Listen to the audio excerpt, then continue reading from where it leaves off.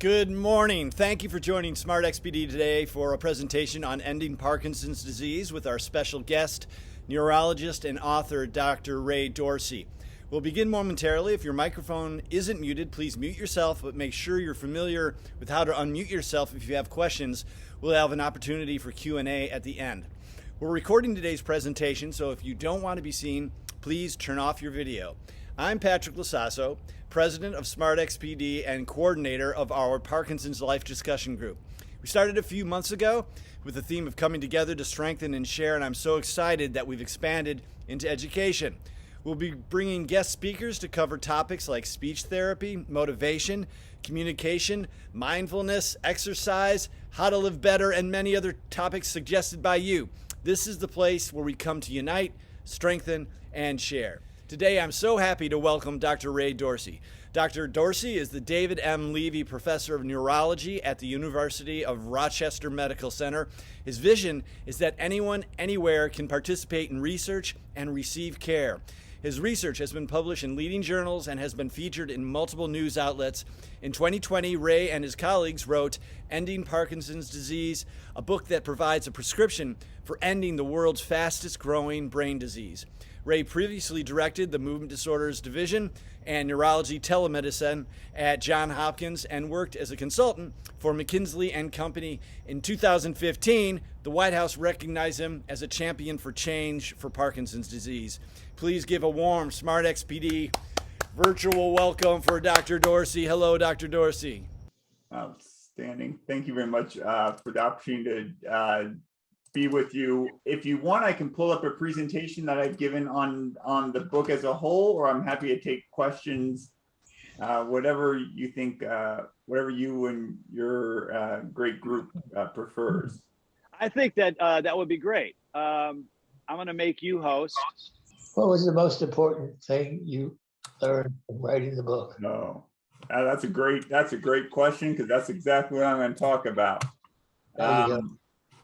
So the question is what I learned most from writing the book, and the thing I learned the most is I think most of Parkinson's disease is preventable. Yeah, right. I think most of Parkinson's disease is preventable. I think we brought it upon ourselves, and I think to the extent that we brought it upon ourselves, we can get rid of it. And I'm going to show you that in a second here. So what do I mean by that? Parkinson's disease is man-made. This really smart French American scientist René Dubos wrote that every civilization has its own kind of pestilence and can control it only by reforming itself. Said in modern English, every society creates its own diseases.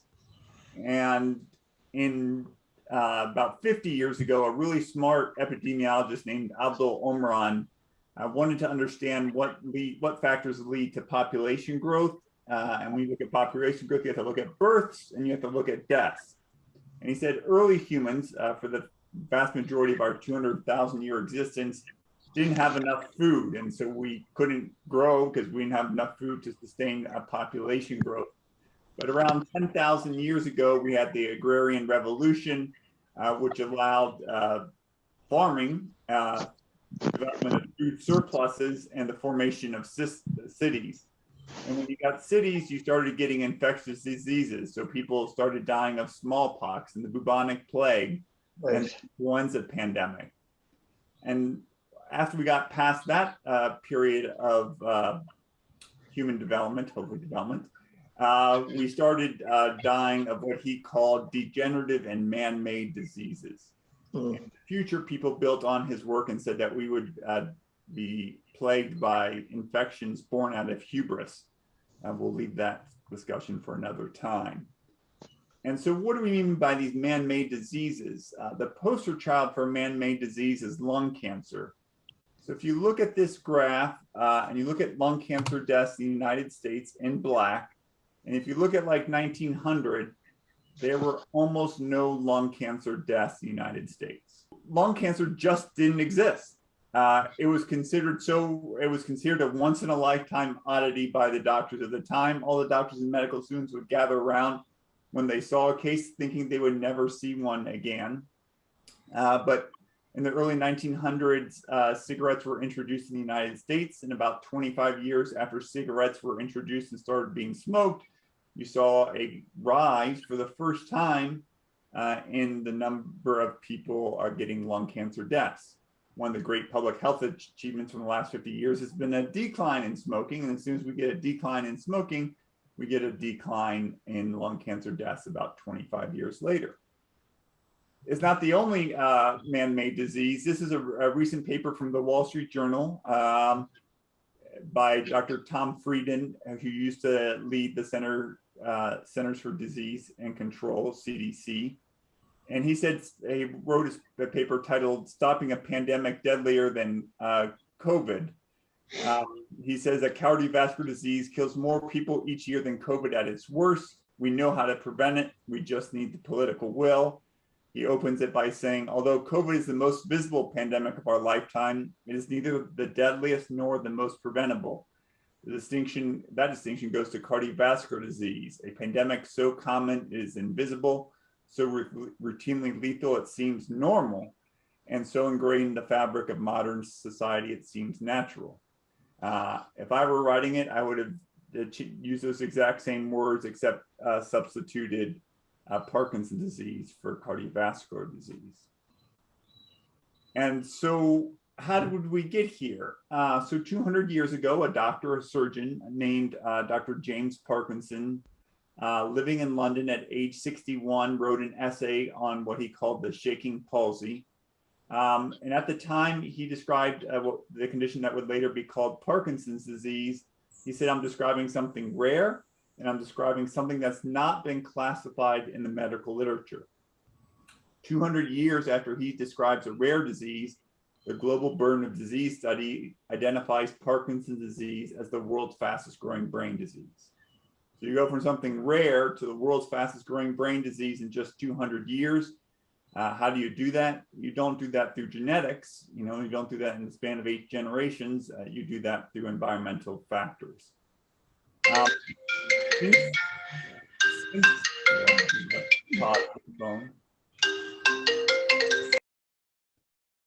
After Dr.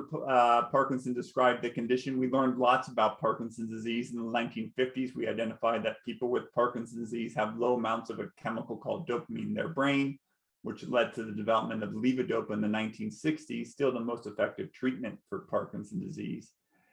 In the 1980s, we identified the first environmental cause for Parkinson's disease, a contaminant made in a street, produced in a street form of heroin that caused young people in their 20s and 30s to almost overnight develop acute Parkinsonism.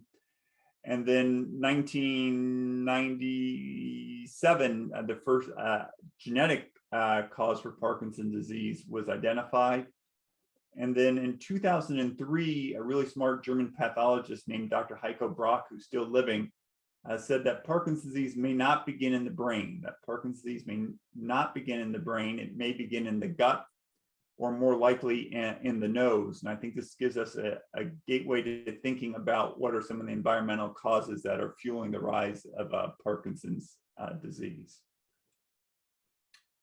So when Dr. Parkinson described his condition, he did so in London. He did so at the height of the Industrial Revolution. And any of you who watched the TV show The Crown have seen the London fog and know that the London fog has little to do with weather and everything to do with air pollution. This is a picture of the London fog and from 1847, but the London fog existed even for 100 years before that. You can see a few things. One, you can see the streets of London were really heavily polluted. So polluted you could barely, you couldn't even see across the street. And so polluted and so toxic that people covered their mouth and faces, not because they didn't want to spread infectious diseases, but because they didn't want to experience the toxic effects of the air pollution.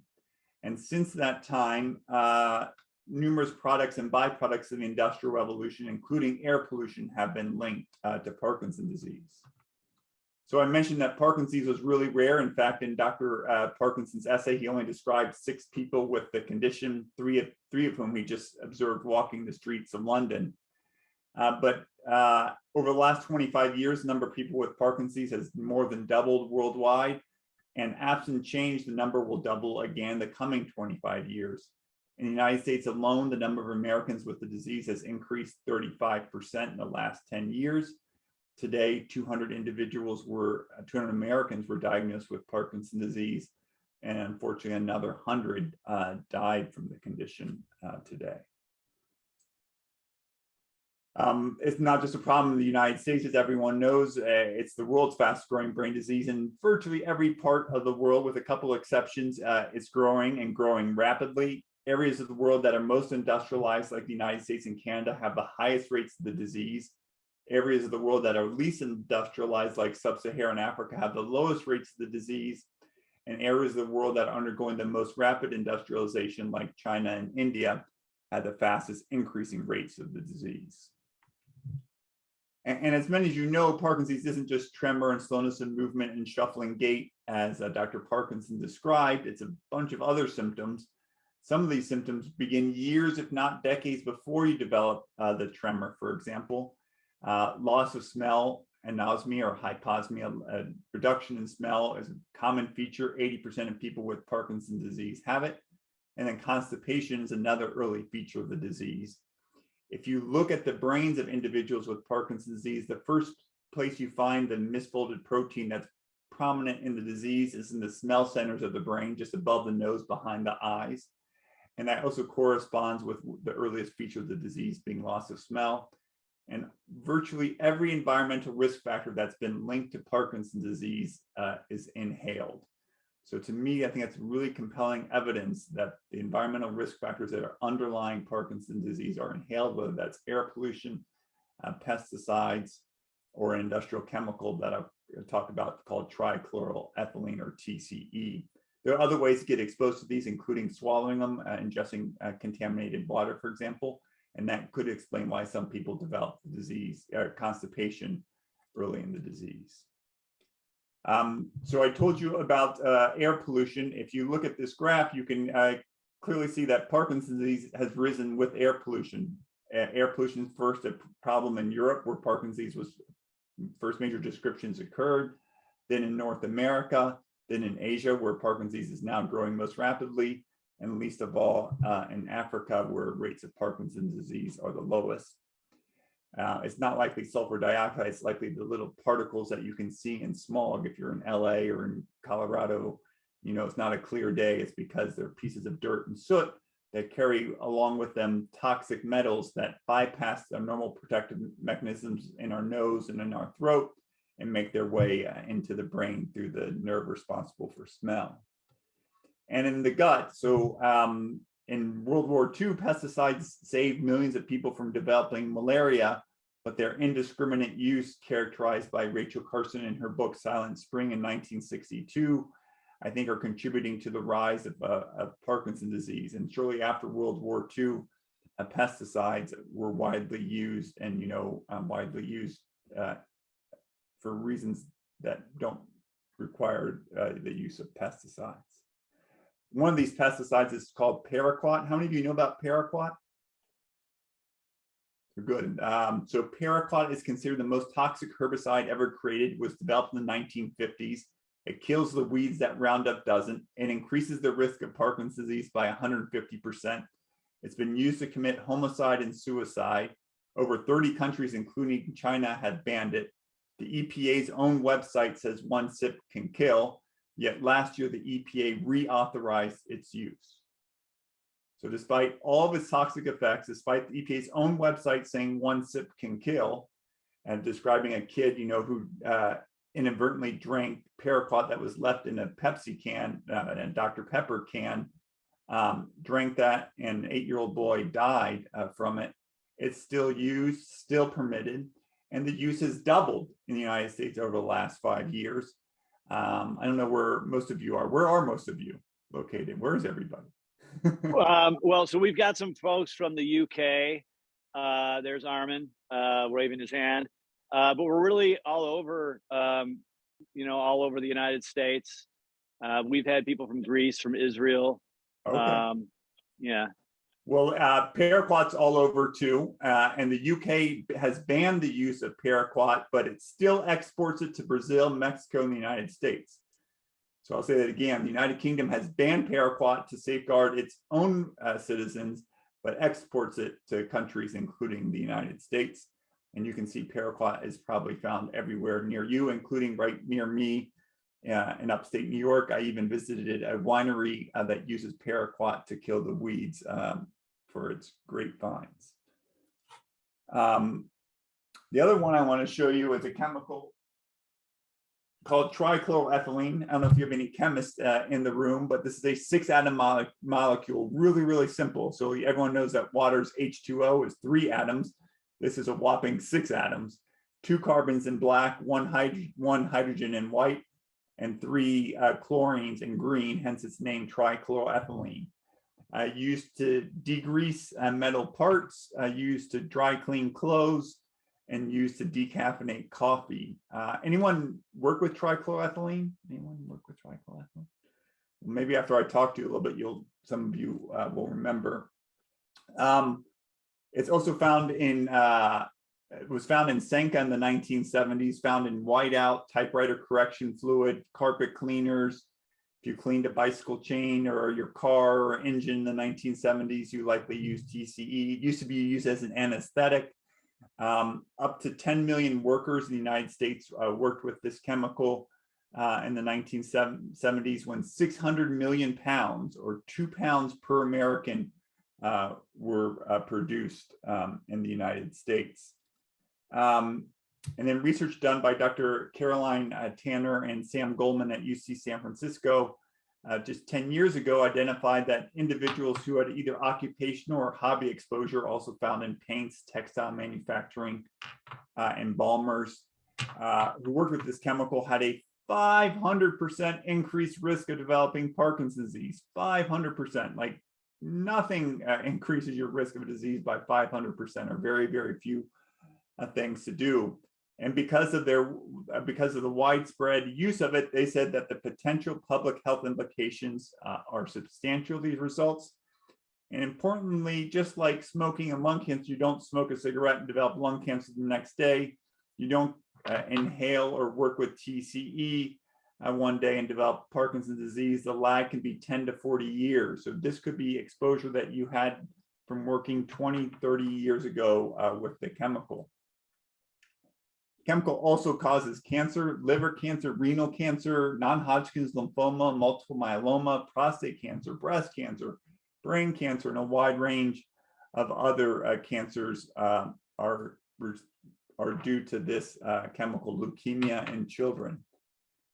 And there are tons of contaminated sites throughout the United States. This is just a map of Superfund sites, the most toxic sites in the United States that are designated for federal cleanup by the U.S. Environmental Protection Agency. Over half of the 1,300 sites in the United States that are Superfund sites are contaminated with this simple chemical.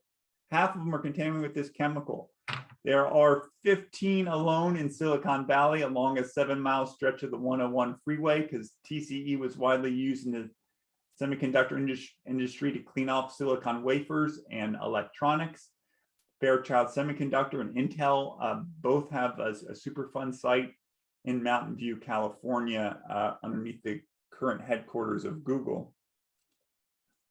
But beyond this, there are thousands of other sites, including 3 from a dry cleaner 10 minutes from my house, and 1 from a contaminated gravel pit mine where the water was contaminated with TCE 10 minutes from my house. So beyond people who work with TCE, we're all at risk. I told you about the consumer products that many of us have used, but TCE is released into the air. It also contaminates up to 30% of groundwater in the United States. So if you have your water from a private well, you could be drinking TCE contaminated groundwater. Or perhaps most ominously, it gets into the groundwater and then migrates a mile or more, and then can evaporate into people's homes, schools, or workplaces undetected. So you would never know that you were living near a dry cleaner in a strip mall that disposed of the TCE inappropriately, contaminates underlying groundwater, migrates a mile away, and all of a sudden you're living in a house on top of a TCE contaminated plume. Lest you think this sounds like science fiction, I know people who have experienced exactly that. I did a listening tour throughout New York State and visited communities, I think in East Fishkill, New York, who were experiencing exactly that phenomenon. So the TCE is not new. I told you paraquat was developed in the 1950s. TCE was developed in the 19th century, widely used in the United States in the 1920s. And then Dr. Kerry McCord from my hometown of Cincinnati, Ohio, worked for Chrysler Corporation. And he wrote this letter to the editor of JAMA, the Journal of American Medical Association, on the toxicity of trichloroethylene. Briefly, he said, "This is a great industrial solvent, but when I had rabbits inhale TCE, they died. When I put this on the skin of rabbits, they died." He said, people may find in this solvent the source of disaster for exposed workmen. He wrote this article in 1932, before almost, I think, everyone on this call was even born. I told you about the contamination in Rochester, Monroe County alone. We found a dozen contaminated dry cleaning sites with TCE, including some that are one that's a Superfund site, others that have been designated by the state as contaminated sites. 3 of them down here are just within 10 minutes of my house, where, and I live in a nice suburb of Rochester where lots of doctors and lawyers live. Michigan has over 7,000 of these toxic sites. I don't know if we got any Michigan residents in it. And this is a picture of, the contaminated site and the underground plume and how far it can spread to individuals. I gave a talk to the University of Michigan and found that this former dry cleaning site was contaminated right next to the campus of the University of Michigan, which they then converted into student housing. So that's all the bad news. So what can we do about this? So in the book, we outline a pact, PACT, to end the Parkinson's disease. And the first response to any crisis or pandemic is to contain it. We know that from COVID. We know that when a fire goes on, fires in a house, you want to shut the doors and prevent additional oxygen to fuel the fire. But we're doing a terrible job of preventing or containing Parkinson's disease. We're continuing to use pesticides in increasing amounts. We're using TCE, although use in the United States has waned. Global use of TCE is increasing 2 to 4% per year. So we need to ban these chemicals that are linked to Parkinson's disease. Companies advertise safer alternatives to these chemicals. The companies themselves know about the harmful effects of these chemicals. All of you know the benefits about exercising. All of you know or likely know that a Mediterranean diet, low in animal products, high in fruits and vegetables, can reduce your risk of developing Parkinson's and be beneficial for people with the disease. All of you now know to avoid pesticides, so I encourage people to buy organic if you can and wash all your fruits and vegetables with water and soap. I also, since writing this book, to the opening question, I've changed my behavior. I buy organic, I wash my fruits and vegetables, and I put a water filter on my water at home because after writing the book, I came away very unassured that the air we breathe, the food we eat, and the water we drink are safe. Wear a helmet if you like to do activities like I do, like bicycling or skiing. We need to advocate. We need to end our silence around Parkinson's disease. In the 1980s, HIV activists adopted a motto of silence equals death. For people with Parkinson's disease, silence equals suffering, needless and preventable suffering. The NIH spends $250 million a year on Parkinson's disease research. Adjusted for inflation, the amount they spend has actually decreased over the last 10 years. At the same time, the number of people with Parkinson's disease has increased 35%. Worse, Medicare spends $25 billion a year on caring for people with Parkinson's disease, 100 times more than the National Institutes of Health spends on doing research to develop better treatments, and only a fraction looking at preventing Parkinson's disease. That's not going to get the job done. And Operation Warp Speed transformed vaccines and preventive treatments for COVID-19. We need the same an Operation Warp Speed for Parkinson's disease and cancer. Next is care. Over 40% of people with Parkinson's disease in the United States don't see a neurologist of any kind within 4 years of diagnosis. 40% of people, Americans with Parkinson's disease, don't see a neurologist within 4 years of diagnosis for a neurological condition. By neurologist, I mean neurologist of any kind, not just a Parkinson's specialist. Those that don't are more likely to fracture their hip, more likely to be placed in a skilled nursing facility, and more likely to die. So earlier I said 100 Americans died from Parkinson's disease today. Some of them died prematurely because they can't access care. In the setting of the COVID-19 pandemic, Medicare temporarily expanded coverage of telemedicine. We need to make sure that Medicare permanently expands its coverage of telemedicine. How many people have received care via telemedicine in the last 2 or 3 years? Yeah, so most of, and how many of you liked it? Yeah, so it's a wonderful thing. You've paid taxes for the last 50 years, some of you into Medicare. Make sure that your congressmen and women and representatives and senators know to make Medicare's coverage of telemedicine permanent. Don't let them take it away from you. And then finally, we need better treatments. There's 1.2 million Americans who are already diagnosed with Parkinson's disease, plus a large portion who aren't diagnosed. They all need better treatments for this condition. We had more therapeutic breakthroughs for Parkinson's disease last century. Levodopa and deep brain stimulation were both developed more than 30 years ago. We need therapeutic breakthroughs this century to help people with the disease. So what can you do? Here's the book. All the authors are donating their proceeds to efforts to end Parkinson's disease. So if you want to help even do research in Parkinson's disease, you can buy a copy of the book. You can do so on Amazon.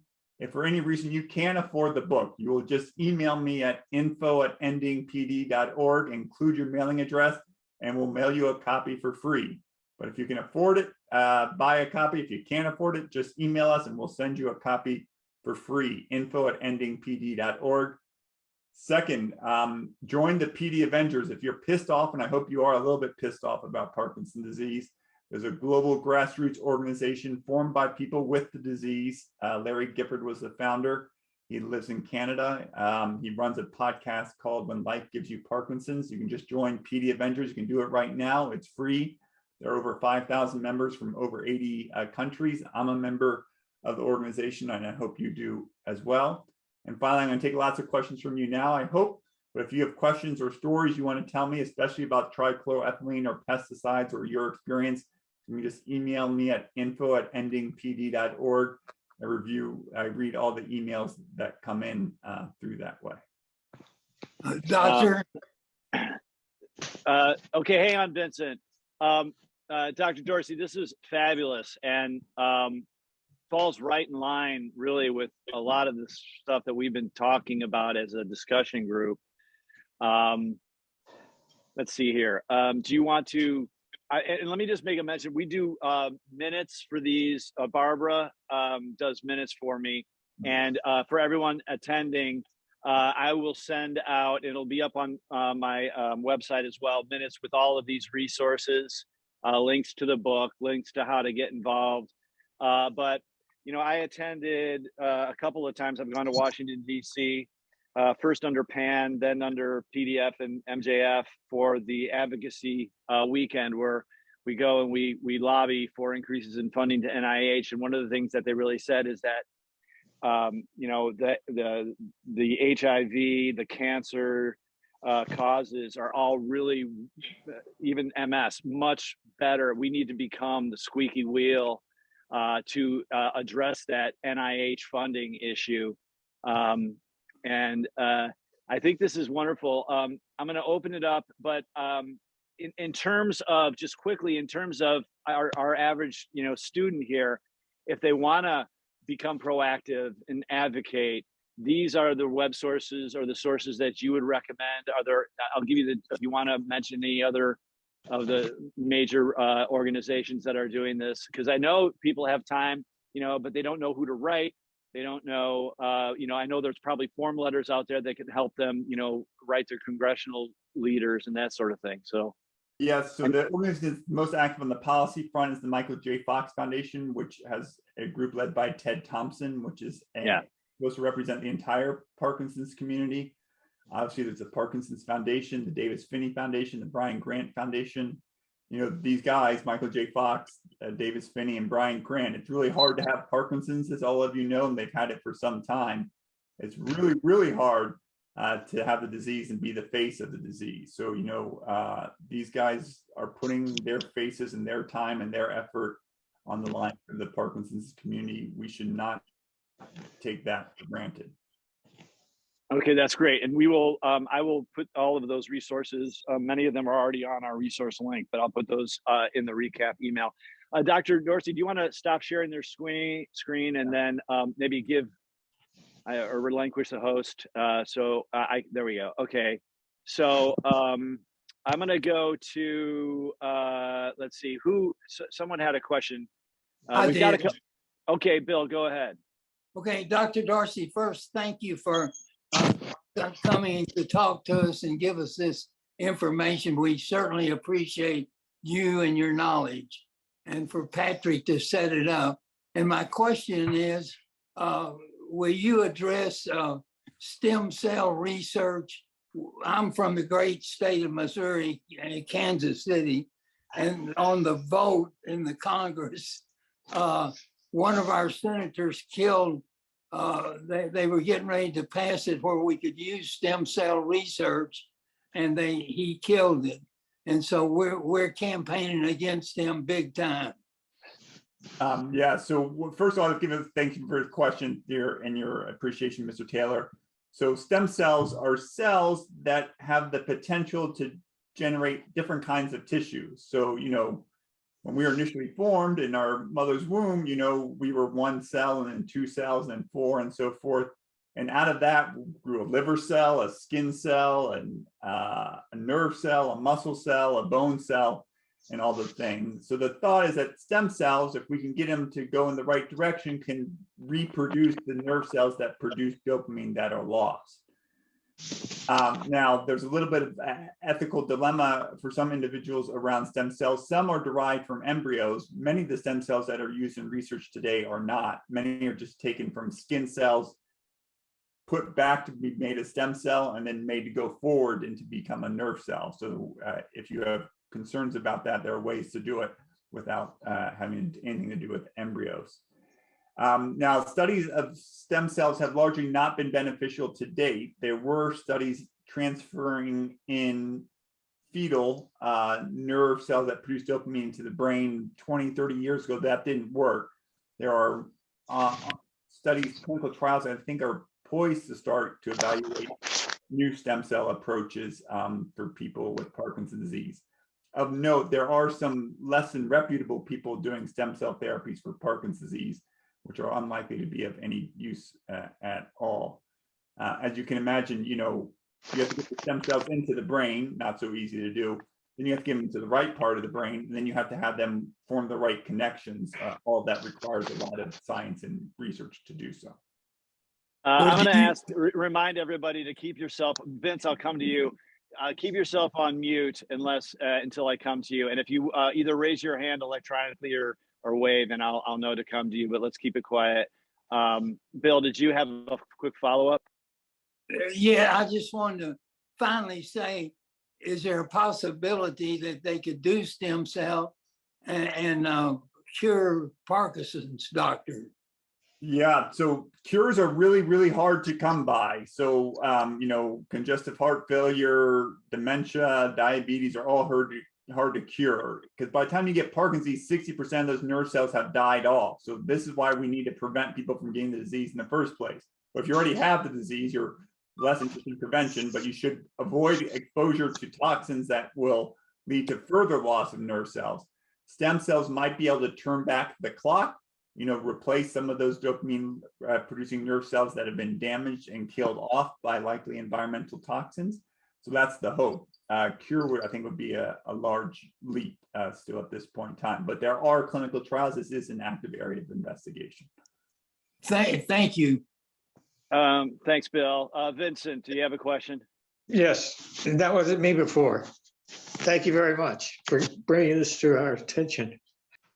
I was a pressman for 25 years, and I used to solve it on a daily basis for every hour on the hour. And I was wondering if this was this XR, what's this chemical? Trichloroethylene, TCE. Right. How would I find out if it was in that solvent that I used? I wouldn't be surprised if it were. I told you 10 million Americans were using in the 1970s. I would probably look up your thing, Pressman plus TCE, or maybe if you remember the name of the company you worked for, plus trichloroethylene. I bet you'll find something on Google. And if you find a couple searches, just email them my way and I'm happy to weigh in and let you know what I think. Great. And if you have other people, like the other way to look is the other people that your colleagues, co-workers, did they develop Parkinson's disease? Again, the key is that there's this huge time lag, 10 to 40 years. So you may have long lost touch, but if some of them developed cancer or other things, that could give you a clue. Yeah, there were several deaths. Yeah. Cancer. Yeah. Vincent, send me, do a little homework. If you do a little homework, then I'm happy to review what you get because I like to learn. Great. Thank you. And Dr. Dorsey, I'll figure out from you how you would like them to get in touch with you in terms of like which email and that sort of thing. Yeah, just info@endingpd.org. I'll put it in the chat. Okay, great. Thank you. And then Vince, can you mute yourself again? Yes. A little shuffling around. Dr. Dorsey, I hear your discussion of stem cells. I've heard from a lot of, from a few different neurologists I have a lot of respect for out here in Los Angeles. But is there kind of a dual tract of research for cure between the alpha-synuclein and the stem cell research? And what are there nuances, politics involved? Because I know everybody's kind of vying for the same donation dollar or the research dollar. So I'm just going to be really cautious about cures. Think about it. We've spent hundreds of billions of dollars on COVID, and we can't cure COVID. We have spent hundreds of billions of dollars on COVID, and we can't cure COVID. It's really, really, really hard to cure diseases. It's really, really, really, really easy to prevent diseases. If you don't want to get lung cancer, don't smoke, don't get near asbestos, don't get near radon, and avoid air pollution. So just keep that in mind. I know people like to focus on cures, but sometimes I think that's misguided. If you want to think about it, look at breast cancer. Everything's focused on early detection, early treatment. 1 in 8 women get breast cancer. There's no way in the world that early humans, 1 in 8 female humans, were getting breast cancer. There's the reason why we have lots of breast cancer, and I think it has to do with our environment. Now, stem cells and alpha-synuclein. So in addition to stem cells, which are promising, but still early stage because we failed in the past. Alpha-synuclein is this misfolded protein that's found in Parkinson's disease. It turns out that there are vaccine trials, kind of like COVID-19 vaccines, that aren't targeting the COVID virus, but are targeting the misfolded protein in alpha-synuclein.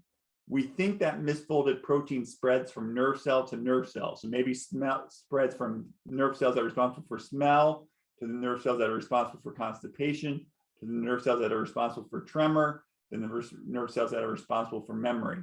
If you could prevent that spread by triggering the immune system to block that spread, that could be promising. And so there are some therapies. Roche is among the companies developing drugs or vaccines aimed at that. The challenge is, it's as again I said earlier, by the time you get Parkinson's, 60% of the nerve cells already died off. So replacing those nerve cells is difficult. So if you did this early in the disease course, it might have more promise than it might later in the course. But again, early, but again, potentially promising. I love the way you said that. That's really it's really succinct, and it really speaks to because I know everyone is focused. I have Parkinson's. When's the cure coming? And you hear that's like probably the most common question. And people have been saying that for 20 years, right? You know, right. Even the prominent foundations that were formed, we're going to get the cures around the corner. I'm one of the few guys telling you that the cure is not around the corner, but prevention might be around the corner, and you can prevent your spouse, your children, your brothers, your sisters, your friends and other family members from ever getting this disease, which is likely preventable. Just like polio. In the 1930s, 40s, and 50s, we had a march of dimes. We raised millions of dollars. Jonas Salk developed a vaccine. We live in a world that's largely free of polio. That's a gift we received from previous generations. We need to reciprocate, and they give that gift not back to the past, but to the future generations, so that 25 years from now, people are talking about a world where Parkinson's disease isn't the world's fastest growing disease, but an extraordinarily rare one. Okay, great. Thank you. I'm going to go to the chat. Then I know we got Harvey and Suan have questions. We'll come to you. I am interested in participating. This is from Srini in drug trials or in new drug trials. What is the procedure? Who should I contact?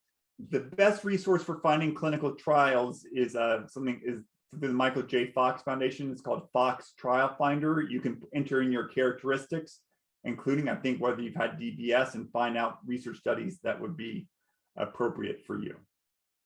Okay, thank you. Suan, did you have a question? She's gonna take herself off mute. There. Oh, she turned. All right, everyone, make sure you know how to unmute and mute yourself quickly if you have a question. Harvey, let's go to you. Yes, doctor. Thank you for doing this today. I just have a simple question. I've been diagnosed with a little bit symptoms of Parkinson's plus, and I'm wondering if your research included any of that, and the same causes might cause that also. Yeah, so there's the word Parkinsonism applies to individuals who have two of the following four symptoms: tremor, slowness of movement, stiffness or rigidity, or difficulties with walking and balance. And Parkinson's is the most common cause for Parkinsonism, about 70% of people. Medications, antipsychotics, are an important, very treatable, reversible cause of Parkinsonism. And then people have all of these Parkinson's plus diseases. They have Parkinsonism plus, prominent difficulties urinating, or Parkinson's plus early difficulties with falling. Some of those diseases likely share the same causes. So especially this disease called multiple systems atrophy or diffuse Lewy body disease. When you look under the microscope, they look very similar to Parkinson's disease, and they likely due to pesticides.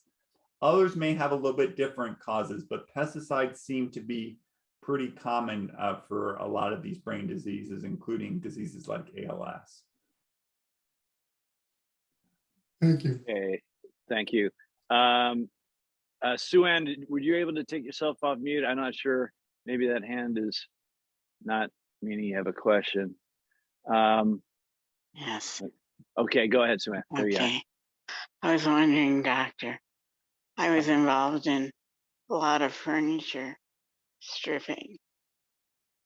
Would that have the same type of TCE in it? Yeah, I'm going to do a quick search. I'm almost positive it is. So just like, yeah, I'm almost positive it is, because I've seen this before.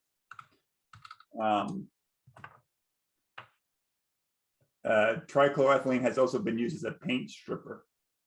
Okay. Thank you very much. And if you Google it, and if you send me an email, I'd love to hear your story, because when people share their stories, that's how we learn. And no one knows this. Even my peers and colleagues don't know about it. I didn't know about it before I wrote this book, and I spent time reading the research of my Dr. Caroline Tanner. If you want a hero, a heroine for the book is Dr. Caroline Tanner, a Parkinson's specialist in San Francisco and an epidemiologist trained at UC Berkeley, and published tons of research papers telling us why people are getting Parkinson's disease, and we're not paying enough attention to her work. Okay. Thank you. Vincent, I'll come to you, but I'm going to go to one more. Anita asked, has there been any association with xylene of TCE? Maybe that means or TCE, association with xylene and TCE? So there are other industrial solvents. So solvents are just things in which things dissolve, like water is a solvent. Xylene, I think, is another solvent. So there have been studies with every solvent, and I'm far from a chemist and I'm far from an expert. I don't think I've seen things associating xylene with Parkinson's disease, but I would wonder if you were exposed to xylene, were you also exposed to TCE? I mean, TCE, according to the New York Times, was ubiquitous in the 1970s. It was released into the air. I I saw one study, it's like 1 in 12 workers in England worked with TCE. So if you worked with xylene or other solvents, I'd wonder if you also worked with TCE or another closely related chemical called perchloroethylene or PCE. Thank you. Vincent, oh wait, let me go to Paul because Vincent had a question. Paul, go ahead. How you doing, doctor? Hey, how are you? I was a trim carpenter for 42 years, and we used this glue. It was called 217 Henrys, and it said right on the tube, may cause brain damage. 217 Henrys? Yes, sir. This was back in the late 70s. We were using it.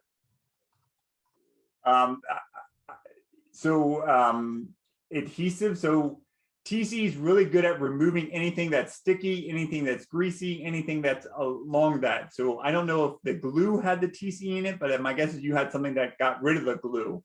And I would wonder if what you were using to get rid of the glue might do that. But I wouldn't be surprised if it's amazing what Google can tell you. If you just do a little searching, which I'm kind of doing as we speak, you might find things related to it. Yeah, that's this is such a fresh conversation for us. I know there's going to be a lot of Googling from everybody here.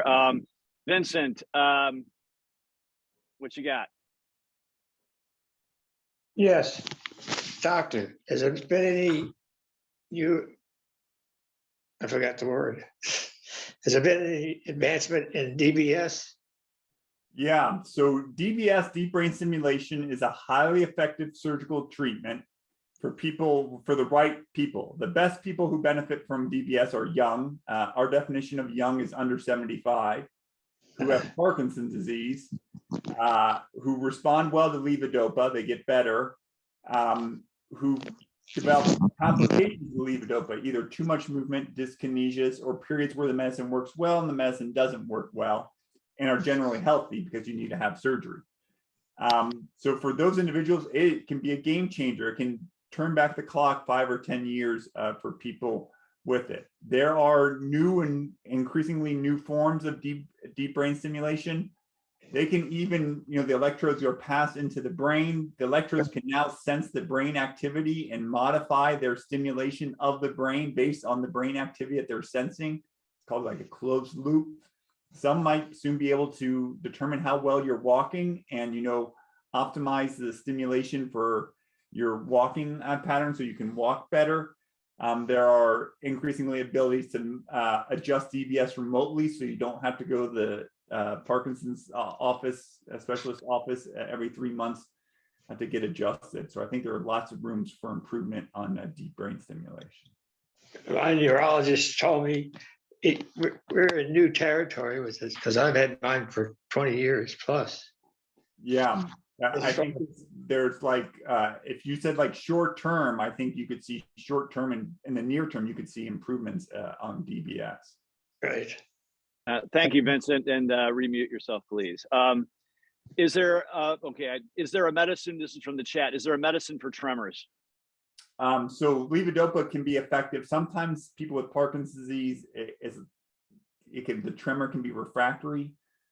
If you're young and the tremor is really bothersome, like, you're a conductor or you're a musician or you're an attorney, you really, really want to use your hands, there are a class of medicines called anticholinergics, Artane, that can be used to treat tremor.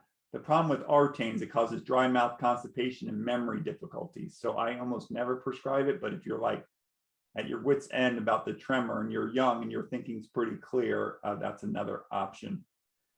And then can I pick up on focused ultrasound is another non-surgical treatment that's been recently developed. I'm not an expert in focused ultrasound for Parkinson's disease.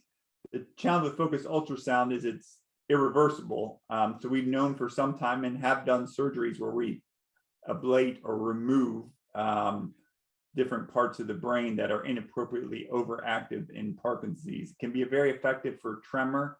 It can only be done on one side of the body. But when I speak to my colleagues who are experts in this, most of them push people towards deep brain stimulation. Okay, so Just one last thing. If you're really at bad surgical risk, that would be a reason to consider focused ultrasound. If you know you have congestive heart failure, if you're on blood thinners or stuff like that. There's one quick one here from George. I think you can get to that, and then I'm going to come to you, Barry. What is telemedicine? So telemedicine is just using video conferencing or some kinds of technologies to connect to people when they can't be seen in person. Let me ask you this. In terms of your visiting with a patient via telemed versus in person, what is lost, or what is the difference? You lose something on the exam, but I think anything you lose on the exam, right? You can't do reflexes, for example. You can't feel them. I think you make up by seeing them in their natural environment. I just saw one of my patients in Ecuador today. He loves it. I love it. I speak a little bit of Spanish. We had a great time and a great conversation, and we have a wonderful personal relationship. I've seen him in a mixture of home, in person, in clinic, and remotely, but vast majority of the time I see him remotely. And lots of people with Parkinson's live in rural or suburban areas. I think we have someone in Missouri. There aren't Parkinson's specialists in every part of the country. Most parts of the country, there aren't Parkinson's specialists, but telemedicine is a really nice way to get access to a Parkinson's specialist or even a neurologist or someone familiar with the disease. And as the disease gets worse, it gets harder and harder to get to see a clinician. Great, thank you. Barry, you want to pull yourself through? I want to thanks for coming and talking. I just realized by your discussion how I got Parkinson's, how I probably got it through TCE, through whiteout. Because in the 70s, 80s, I'm a writer. I used to snort that stuff. As it was not to get high, well, maybe to get high. But I just found it relaxing. And I realized, I looked up that they're still selling whiteout. Yeah, I don't think TCE in the United States should not be in whiteout. I'm almost positive it was a typewriter correction fluid in the 1970s. So. Oh, was it? Yeah, it shouldn't be allowed now. The TCE is only allowed still for degreasing and spot dry cleaning in the United States. But in the 1970s, I'm almost positive it was part of whiteout. I don't want to when I say typewriter correction fluid, I don't want to name brand names. Right. But yeah, take a look, do a little deeper dive and shoot me an email. I'd like to learn, because this is how, look, we can prevent people from getting it. You're like the second or third person who's asked, is this a possible way I can get it? All highly preventable ways to prevent people from getting a debilitating disease for the last 15 to 20 years of their life. Seems like a great return on investment. Yeah. Now I just do heroin. Yeah, he's a comedy writer. I kid. I know. I'm serious. He's gonna give Doctors Graham hanging out with Barry for too long. Thanks for the story, Mr. Blaustein. Okay, BJ. Hi, Ray. I just want to let you know my MDS is Jamie Adams, so we are. Oh, so we do know who we are. Follow up to the DBS. Are there things that almost automatically preclude you? Say, no, it just isn't going to work. Things that preclude you. You're over 75, not an issue for you. People are unsure if you have Parkinson's. If you have a Parkinson's plus syndrome or something like that, that's out. If you're really bad surgical risk, you have, bad congestive heart failure. It doesn't seem like that would be you. Those are the big ones. The key thing is to go to an expert and go to someone who does a lot. You want to ask them, how many of these surgeries have you done and what's your complication rate? And if you can't get good, straightforward answers to those, that's a bad sign. I have an appointment in August with the person that does it. I her total blank, but we're going to start the process in about a month. So we'll see. Yeah, probably Dr. Carlo Lizarraga might be the neurologist, or Chris Tiroli. But yeah, you're in good hands. Yep. Okay. I figured as much. Thank you, by the way, for doing this for us. You're very welcome. My pleasure. And Ray, I think it's probably worth mentioning, we have people from all over, the world and the country here. I see a couple more hands raised. The advances in telemedicine, especially since COVID, for everybody here, if you are in a locale where there aren't a lot of neurologists or fellowship trained movement disorder neurologists, I think I would encourage you to look into some sort of telemed solution. Carol, let's go to you, and then we'll try to get to George, and then we're going to wrap things up here in a minute. I just have a quick question. I know that I have the Parkinson's gene because I did the 23andMe. So how does that fit in with the environmental causes? Because I didn't work in any of these places that used all these chemicals. Yeah, so there are a few genes, really, really, really rare ones, like 1 in 10,000, where you have a genetic mutation in that gene, you will develop the disease. The vast majority of the genes, like LRRK2 or GBA, increase your risk of the disease. So about 40% of people who carry a mutation in a gene called LRRK2 will eventually develop Parkinson's disease should they live long enough. About 10% of people carrying a mutation in a gene called GBA will develop Parkinson's disease. We know that there are studies suggesting that people who are exposed to pesticides, for example, have their risk is amplified if they carry one of these genes. So we know that only 10% of smokers develop lung cancer. So what determines which of the smokers develop lung cancer and which don't? There have to be other environmental factors and other genetic factors that explain, why some people develop the disease and why some people don't. We think that, people have genetic predisposition, that these environmental factors might be especially important and especially want to be avoided. There's a saying in the field that genetics loads the gun and environment pulls the trigger. I think that's how it goes. So that's one way, a model for thinking about it. Is it a hereditary thing? So in some cases, these genes are passed on. Obviously, each of your children have a 50% chance of inheriting genes that you possess. So LRRK2 is probably one where you only need one bad copy of the gene to put yourself at high risk. So for those individuals, it's hereditary. About 15% of people with Parkinson's disease have a family history of the disease. Said another way, 85% of people, the vast majority, don't have a family history of the disease. So we have a subset of people, in genetic factors are really important. For the vast majority, I think environmental factors are. So we have a quick yes or no, I think. Is decaf coffee bad? Well, it's not bad. There's some studies suggest that caffeine can reduce your risk of developing Parkinson's disease and may be beneficial for people with the disease. So decaf coffee does neither on the Parkinson's front. Okay, and then last question, we're going to toss out to George. Yes, I didn't realize I was doing telemedicine, but I've done a lot of that in the last few months. I just didn't recognize underneath that name. My wife says the book, I haven't read it yet, but she says it's great, a lot of information in it. And thank you for your presentation today, because as a result of that, I've had the landscaper here, and they've just done a lot of spraying of bushes, fertilizer and so on. So I'm going to get in touch with them to find out what it is that they were using. Yeah. So that was. But I'm very thankful for you for what you did today in your program. Well, very much. Just on the pesticide thing, like I have a ton of dandelions in our front yard. If I had Parkinson's, I'd get nowhere near pesticides. And if they're spraying, I would stay inside or, go disappear for the weekend or whatever it is. There's a reason that your pets aren't supposed to be on the lawn when the pesticides are being sprayed. And there's probably a good reason why you shouldn't be either. Well, Ray, I want to let's all put a virtual round of applause for Ray. This was so phenomenal. I'm sure we could have. I want to apologize to everyone that still had a question. If you have questions, email me. I will email Ray and if he has time.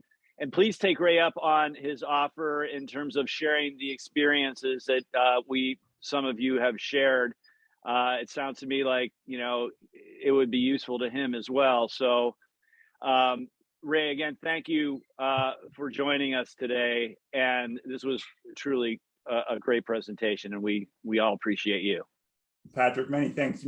As I said before, think about what the gift we can give future generations. A world without Parkinson's disease would be a really, really, really, really nice gift to give to future generations. And if we don't give it, who's going to give it, right? I mean, it's people like you who know the disease most intimately that are going to be the ones who are going to transform it. We live in a world where HIV is preventable and treatable because of people's activism in the 1980s. 1.2 million Americans with Parkinson's disease, that's enough. 200 years of Parkinson's disease, that's enough. 100 years of TCE is enough. 70 years of paraquat's enough. We can change the course of this disease, and I can't think of a better thing to do as a community. Okay. All right. Well, thank you again. This gives us, a great topic. And also, I know a lot of my friends here are looking for ways to become proactive, and it seems like you've given us a good, a heck of a start. So thank you again. And I think you need to make me host again, or turn the host off. I can't get it back. I can't. Your class will be very happy to know I have no control right now. Yes. Come on. What do I do? You are now host, Patrick. Oh, thank you, Ray. Thank you. I'm going to mute you all. No. All right. Thanks, everybody, for coming in again. Last thanks to Ray. Really appreciate your time. Thank you. Thanks, Ray. Best wishes to everyone.